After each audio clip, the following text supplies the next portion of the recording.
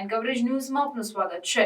આગામી દિવસોમાં ચોમાસું આવી રહ્યું છે ત્યારે અમદાવાદ શહેરમાં ચાલી રહેલ ખોદકામ ઝડપી પૂર્ણ કરવા તેમજ 30 તારીખ પછી નવા ખોદકામ કરવાની મંજૂરી નહીં આપવા અને નવા બનાવવામાં આવેલ રોડ પર દબાઈ ગયા હોય તો તેને બહાર કાઢી દેવાની સ્ટેન્ડિંગ કમિટીની બેઠકમાં તાકીદ કરવામાં આવી હોવાની માહિતી આપતા standing committee chairman Devang Dani આજની સ્ટેન્ડિંગની અંદર આગામી ચોમાસું જ્યારે વહેલું આવી રહ્યું છે ત્યારે ખોદકામ ન થાય અને જે પણ ખોદકામ ચાલુ હોય એ પૂરું કરવામાં આવે, જે ખોદકામ થઈ ગયું છે એ પૂરું કરી તેના પર બેરિકેડિંગ લાગે, તદુપરાંત એનું મોનિટરિંગ થાય।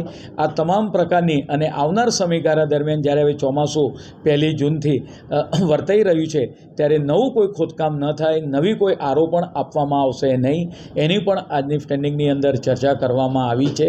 જે રોડ બની ગયા છે તે રોડ ઉપર જો સ્ટ્રોમ વોટર લાઈનો દબાઈ ગઈ હોય તો એ સ્ટ્રોમ વોટર લાઈનો આગામી 2 કે 3 દિવસની અંદર આ લાઈનો બધી જ એને ખોલી કાઢવામાં આવશે।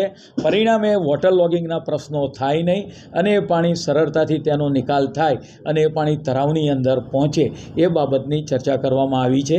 તમામ કેચપીટોની સફાઈનો રાઉન્ડ પૂરો થઈ ગયો છે અને બીજો રાઉન્ડ પણ ટૂંક સમયની અંદર એનો ચાલુ થઈ આ રાઉન્ડ પૂરો કરવામાં આવશે।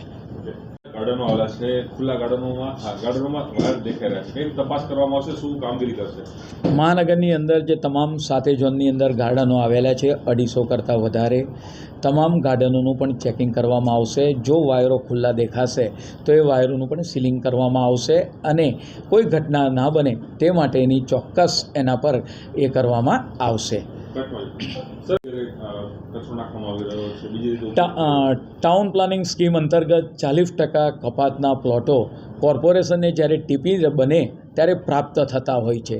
આ 40% પ્લોટો છે એના હેતુ અલગ અલગ હોય છે, cell four commercial, cell four residence, social infra, EWS, garden. આ 40% પ્લોટોની જાળવણી કરવા માટે આજની સ્ટેન્ડિંગની અંદર જે પ્લોટો આવેલા છે તેને કમ્પાઉન્ડ વોલ છે કે નહીં, તદુપરાંત જો કમ્પાઉન્ડ વોલ બની ગઈ હોય તો એને ગેટ છે કે નહીં અને એ પ્લોટોની અંદરની પરિસ્થિતિ શું છે, એની અંદર એ પ્લોટો ખુલ્લા છે અથવા તો તેની અંદર ડેબ્રિયસ પડી રહ્યું છે। આ તમામ પાસાઓ 7 થી 8 મુદ્દાઓની ચર્ચા આ પ્લોટો બાબતે કરવામાં આવી છે।